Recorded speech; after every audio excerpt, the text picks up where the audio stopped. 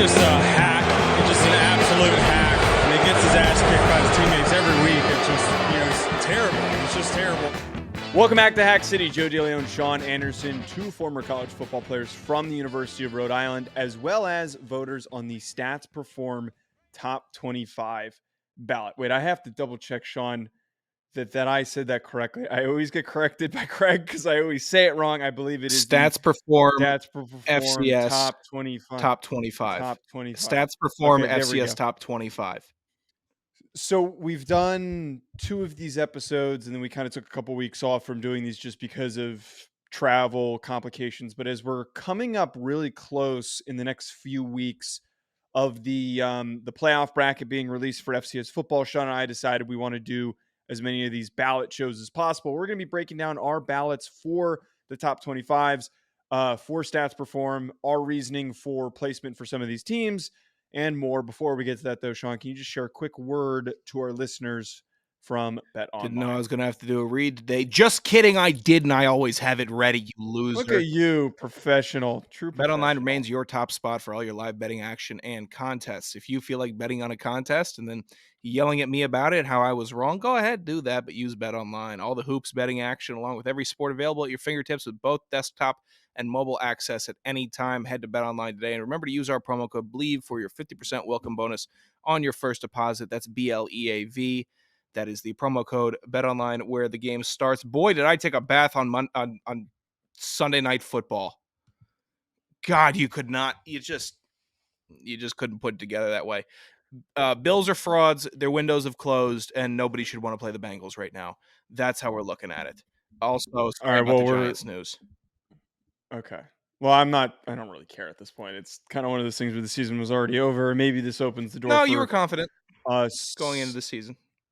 No. I knew after a couple of weeks that this, after like week 5, you knew that the season was over. I've already been experienced enough with dealing with that. I know not to get my hopes up.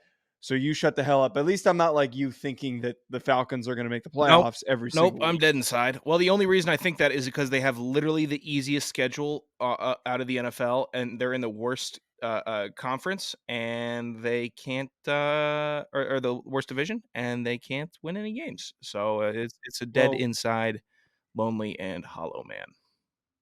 Well, we're here to talk FCS. So I want to start off with discussing the obvious point here. The way that we did this last time is kind of highlighting a couple of key teams that we have and where we placed them. And I want to start with Montana, who, not going too deep on them because we kind of explained our reasoning or rationale and everything on the show early on in the week.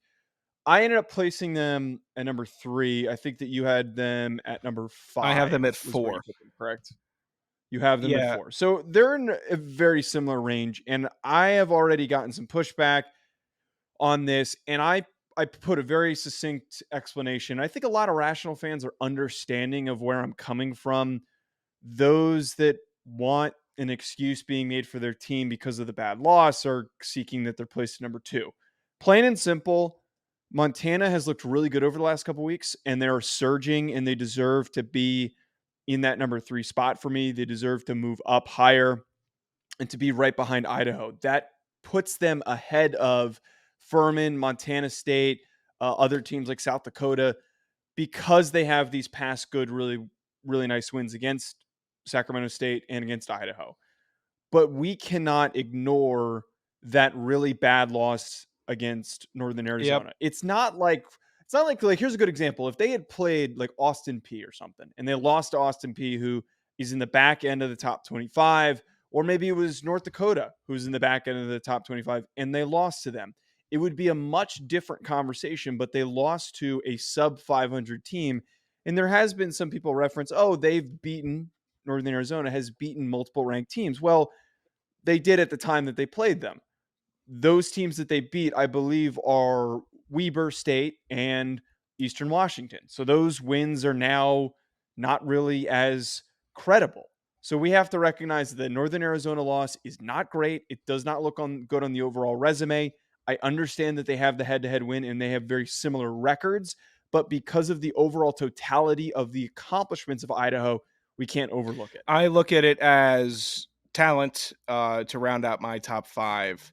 Montana earned a crack in there, and then we said on the first FCS show of the week, the Furman schedule, games played, games won, games lost. It's not as impactful, no matter how good they've been this year, and they have been very good. It's not as impactful as what Idaho, Montana State, Montana have done. So I have them slotted at 5, and then obviously Idaho 2, Montana State 3, Montana 4, and I that's going to be pushed back because I know what Montana has done, but I believe that Idaho is more talented and Montana State is more talented. So if I'm going to grade the top 4, it's going to come down to talent and what I see these teams doing, what they've done, and what they've shown me. And those 3 teams above Montana have shown me more talent, even though Idaho did suffer a loss to them. They control their destiny, I think, more than any other team. They have a huge advantage for the fact that they play Montana State in the final week of the season. Idaho doesn't have any more ranked matchups, and that's just a scheduling conflict, I guess. It's just It's how the it boiled down to. reality of their It was scheduling. a buzzsaw Right, early, and they proved themselves early, and now they get to polish up before the playoffs. And I think, and right. if there is any complaints from any of these fans in the top 5, I don't get it because they're in the playoffs. They've done enough. They're in the bracket. Close out your season hot. That's what you should be focused on. Teams in the 12 to 22 range should be nervous. They are the ones that should be more worried because a loss or 2 losses or a crucial win dictates way more than any movement within the top 4, at least for my ballot. And that's where my concern would be if I were an FCS fan, is what happens with the B teams. Picking up, Sean, with another team that I think is a big riser that I want to talk about and bring up is Albany. They are a big riser, and I think that they need to be recognized as such. I ended up placing them at number 10, and they weren't that highly ranked for me last week. But when I look at the overarching resume for them, they have a really close loss against UNH, which isn't a bad team. They're no longer ranked, but their wins against William and Mary, against Villanova, and against Rhode Yep. Island are very credible. And the reason why I think they deserve to be up that high, with only 3 losses, a close loss against Marshall, they have a very similar record to Delaware, and they can really challenge Delaware maybe for that top spot in the CAA. I know that there's a ridiculous tiebreaker going on right now with the CAA, but Albany for me is one of those programs that probably not going to be in that top 5 discussion at any point, but still just a really quality football team, as we always get a couple of good teams in the CAA. Yeah, Albany's had a good year. If we're talking about risers, a steady riser throughout the season that got a big bump for me was Austin P.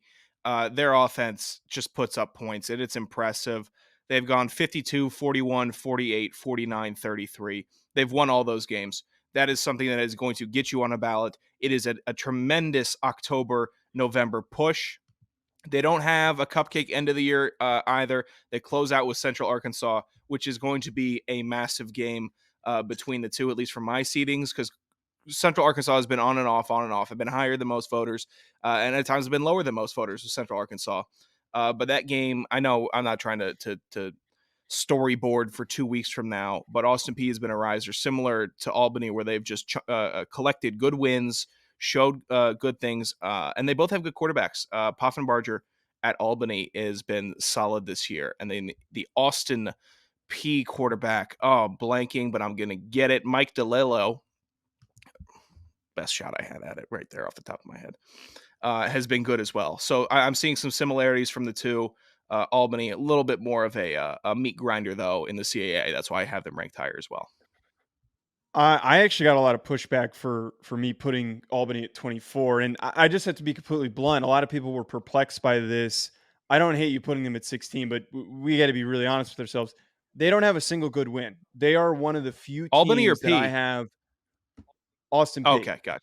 Austin P for me does not have a single quality win on their schedule, and their 2 losses was a stomping against SIU and then to Tennessee. And some people were saying like, yeah, their 1 loss is against a top 15 program in the Missouri Valley, so we shouldn't really knock them for that. But when you lose by 20 plus points, and then again, you don't really have a win on your schedule to say, look how good we Yeah. are. I can't really justify putting you in the top 20. And I think that Harvard has a better win than them. I think that Youngstown has better wins than them. I think that North Dakota State obviously has better wins than them. North Dakota has the North Dakota State win, so I put them ahead of North Dakota State.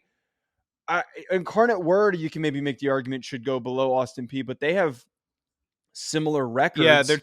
And they're two fish in the same pot, basically. Incarnate Word was we're waiting for it to drop out. Austin P, it's like, all right, let's see what the continuation is, and that's what I'm going to appreciate an offense that is putting up a high amount of points, almost in a sense of in a vein of Western Carolina, what they were doing during their stretch. I didn't love all of their wins, but I'm going to respect the dynamic, how dynamic their offense can be moving forward. I mean, if you put up, it's going to sound somebody's going to be like, why don't you rank Presbyterian then in 2021 when they were putting up 70 a game? I don't. If you're putting up roughly, well, they didn't have one FCS loss. That's the difference. I gotcha. But if you're putting up roughly 250 points in 5 weeks, I'm gonna take note of that, and I did, and I think they're at least for this week they're safe. Yeah, I it's kind of similar to the Montana situation. Let's see how they play against Central Arkansas. That is their hardest game. They're in a conference that they don't play a very difficult schedule. And you could push back and say, well, why do you have Lafayette ranked at 18 if they don't play a difficult schedule? Well, they beat Holy Cross. That is a more credible win for me than anything that is on the Austin P resume so far. I'm trying to think what It, others that kind of stand out to me. The one, boy, wait, by the way, I have to bring this one up. Florida Atlantic. This is my last one. I had somebody chime in and think that Florida Atlantic being at 13 is a crazy thing. They've got one yeah, loss and they've kind of boat raced a number of teams in their conference. I got to recognize that they've played really good football. That I understand.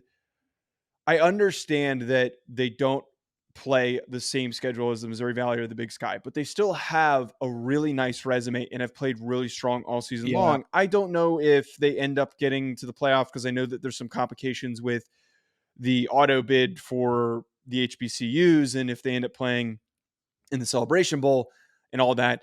But if they do get that opportunity to go to the playoff, I think that they'd put up a pretty good fight. I think that they're a pretty good program, and they have, based on record, we have to recognize the importance of a good record, a better record than teams like Villanova, Chattanooga, UNI, UT Martin, and so forth behind them. Florida A&M has been a model of consistency so far. They had a great win on against Jackson State at the beginning of the year, and since then they just have not slowed down. They lost to USF by 14, okay, but then win by 21, win by 13, win by what would that be? 24, 7, 10, 38, and then another one by 14 continuously.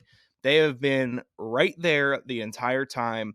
And I've been completely comfortable ranking FAMU as high as they have because they haven't suffered a debilitating loss that would prompt a dropping. Like the North Dakota State loss to North Dakota, impactful. And they were underneath FAMU after that for me because that was a debilitating loss for North Dakota State. FAMU hasn't suffered that yet. And the record and not having that and just being able to take care of business goes a long way in my poll. It does. The cupcake schedule, I know I rant about it, and then poll makers are going to use stats and points whenever it favors them. But FAMU's done a good job so far this season. Mm-hmm. I think that it's good of you to recognize them as well. I don't know what I'm going to do. Just shifting a little bit. I don't know what I'm going to do with the CAA at the end of it. It's just going to be a crapshoot all the way down in case there are CAA fans wondering why the rankings are seemingly scatterbrained at times. It's because it's a scatterbrained conference. And at the end of it, we'll tally up who beat who, and everyone's going to look like they beat everyone. And then do you rank on talent? Do you rank on out of conference? There's going to be a lot of factors to give the final CAA evaluations at the end of the year. And that's not something I'm looking forward to, but I think it's going to be interesting to see how it all shakes out in the last couple of weeks here. Any other final thoughts of teams that I didn't get to? Did you put Nichols on there? No, Okay. All right. I didn't know if you did or didn't. no, Okay. no. Why would I? Did you put Yeah, I Nichols got on him at there? 23. Huge win. Do they have the resume? Yeah, a huge win. Oh, I was just wondering if you put him on this week. Who is Nichols? Wait. Who is Nichols It beat? just knocked off Incarnate I Word would. last I put. week. Okay, but besides beating Incarnate Word, They who have beat they beat? powerhouse, Houston Christian. Okay, so that's why you put them on No, there? no. They had a great I'm actually gonna be completely honest, they weren't even on my radar because they've got a loss to SEMO, they lost to Tulane, they lost to TCU, so they played 2 FBS teams, which is kinda tough. They got boat raced by Sac State, and what else is there on here? I mean, the resume's fine. I think the It's fine enough. Tarleton's I have them resume at is better. 23. I don't have them in the top 20. All right. So I'm acknowledging that It's making it it's sound like just you fine. I do. was just wondering if you did. They're number 1 in the Southland right now. Okay, outside of Nichols, anyone else that we're thinking of here? Uh, I mean, everyone else is kind of not that much shifting. I mean, my biggest shift is obviously the jump from for Montana and giving them the credits. Sac State, I dropped them to 9 after the loss. How far did you put them at Yeah, 10? I moved them to 8? 8 Yeah. because we had a week where Sac State, Delaware, SIU, Chattanooga, Lafayette, and Incarnate Word and North Dakota State all lost. So there has to be prompt reshuffling of all those teams. So Sac State has the best resume of all the teams that lost, despite them having 3 losses. 2 of their losses were by a singular score. Oh no, wait. One was 36-27 versus Idaho. The other one was 42-30 to Montana State. So those aren't particularly bad No. losses. The Stanford win is very significant. I have to reiterate this because for some reason this is not totally understood by some folks. As individuals, two of us who've played against FBS opponents, it's really freaking hard to beat an FBS team. So for them to do that with a Pac-12 team, they deserve a lot of extra recognition for doing so. It's a really tough accomplishment to pull Yeah, that the off. FCS is with all the transfer portal and all of the and everything, it's slowly getting closer and closer to the G5 competitiveness, and we see that. We saw even with our time at Rhode Island, CAA always puts up a good fight against G5s, and teams across the country normally do also.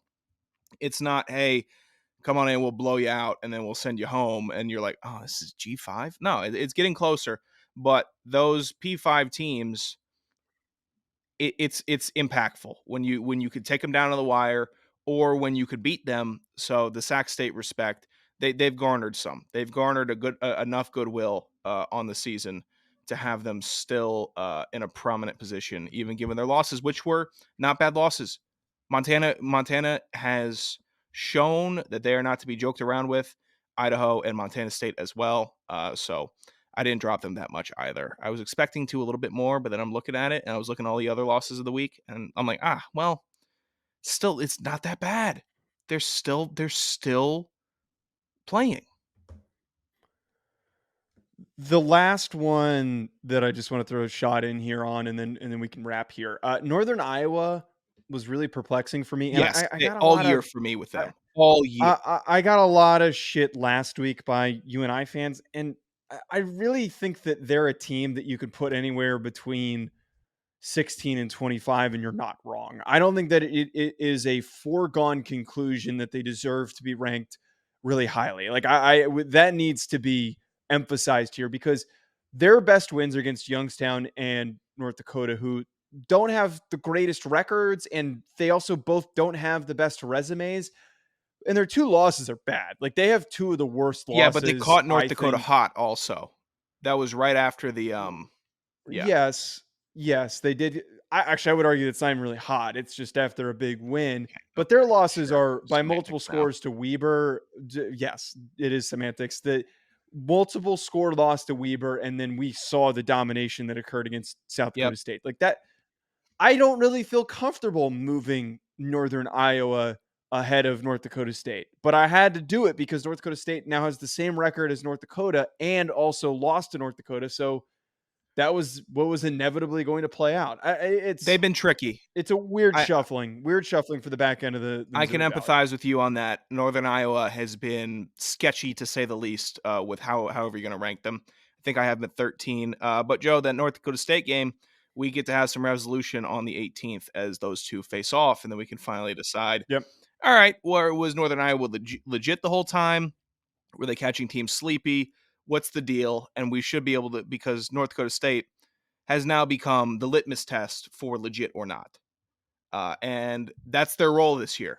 It's a great it's not a fun role, but it's a great role for us Mm. to analyze and see how you perform against North Dakota State. Truly a B ranked team this year. That's what they are. And if you whoop them, then you're in the B plus A minus. If you absolutely crush them, you're an A team. If you lose to them, you're B minus to C range. And then if it's close, then you're a B team. And I think UNI is a B team, and I think it's going to be a close game with them. But that's how it's going to shake out in my if I were to make a prediction for a couple weeks from now. Right now, that's what it's looking like. All right, that'll be it from us, folks. Let us know what you think below in the comments. Hit that like button, hit that subscribe wherever you're tuning in, if it's on audio or on video. We'll be back later on the week with our preview for week 11.